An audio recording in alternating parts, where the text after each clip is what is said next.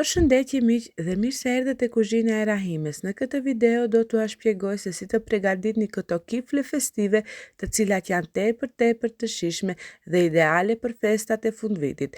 Recetën e plot ndiqni në vazhdim dhe mos harro të shtypni butonin like dhe subscribe. Tek kjo ena un kam ngrohur 500 ml me qumësht dhe 300 ml me ujë.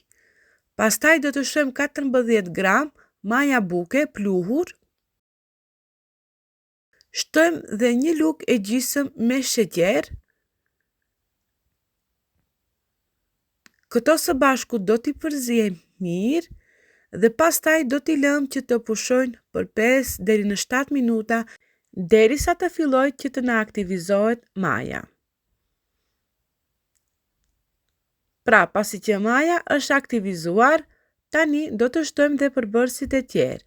Fillimisht do të shtojmë një vezë të plotë, e cila ka qëndruar në temperaturë dhome, pra nuk duhet që veza të jetë e ftohtë nga frigoriferi.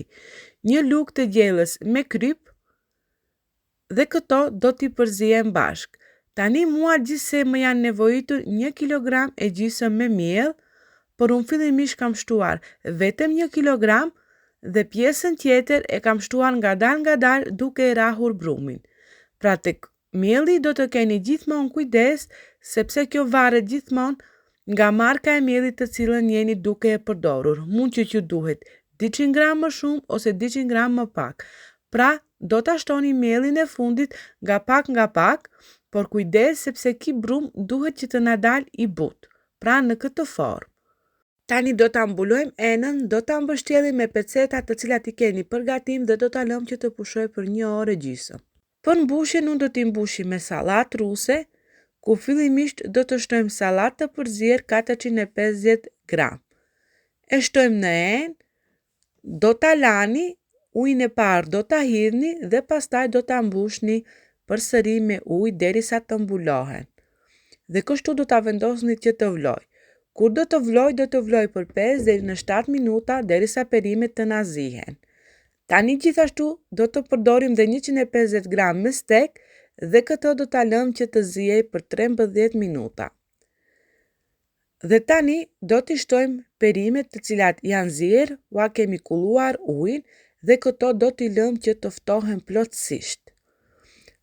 Pastaj, në ndërkohë, duke u ftohur ato dhe steku është zier dhe këtë do ta grimcojmë në copa sa më të imta që të mundeni. Dhe stekun do ta shtojmë tek pjesa tjetër dhe këto bashk do t'i lëmë që të ftohen. Pasi që këto të dy përbërësit janë ftohur plotësisht, do të shtojmë dhe përbërësit e tjerë. Pra, unë kam përdorur kastraveca turshi, të cilat i kam prerë në copa të imta dhe këto do t'i shtojmë këtu. Tani, unë kam përdorur pak më shumë kastraveca, por ju mund që të përdorni edhe më pak. Kjo varet krejtësisht nga shija juaj. Do të shtojmë edhe diçka e cila do t'i jap shumë shije, 100 gram me ara. Kjo i jep shije me të vërtet shumë të mirë. Shtojmë 4 deri në 5 lugë ajk qumshti, pra pavllak. Shtojmë 2 ose 3 lugë majonez. Dhe tani do të shtojmë vetëm krip dhe biber të zi. Krip do t'i shtoni sipas dëshirës së juaj.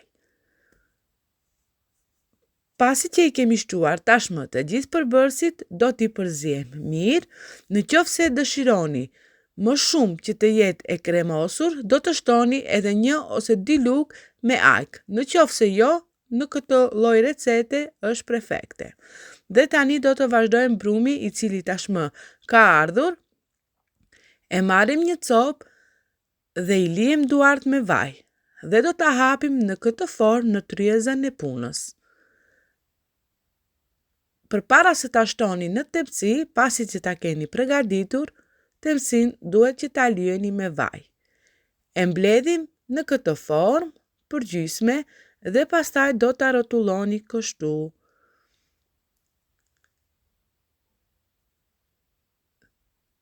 Në këtë formë. Do të vazhdojmë edhe një tjetër.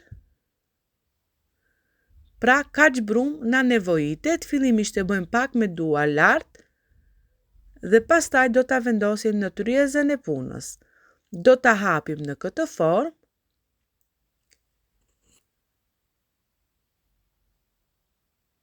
dhe pastaj do ta ktheni për gjysmë.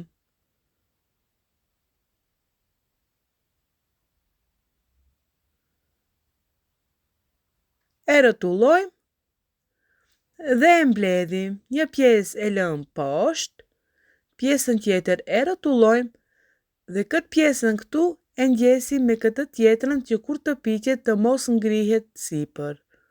Në këtë formë, vazhdojmë me të gjithë pjesën e brumit. Pastaj do t'i lëmë që të vinë për 10 minuta.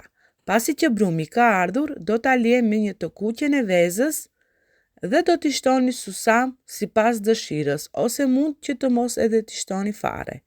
Pra kjo krejt varet nga shija juaj. Ndërkohë furrën e kemi nxehur, do t'i shtojmë këto. Pra fura duhet që të jetë e nxehtë në 250 gradë dhe këto do të piqen afërsisht për 10 deri në 13 minuta, gjithmonë duke i kontrolluar që të mos na digjen. Dhe siç e shikoni, i kemi gati, kanë dalë tepër të buta dhe tepër të shijshme. Pra, do t'ua demonstroj edhe nga ana e mbrëmshme. Pra, siç e shikoni, kanë dalë pambuk të buta, shumë të mira. Dhe do t'i lëmë që të ftohen për 10 deri në 15 minuta përpara se t'i mbushim. Pasi që na janë ftohur, do t'i mbushim, pra nuk guxon që t'i mbushni të nxehta, sepse do t'a shkrijej të gjithë ajkën brenda.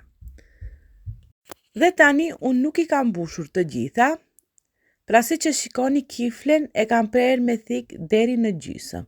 Ju mund që t'i mbushni edhe të gjitha nëse keni dëshirë.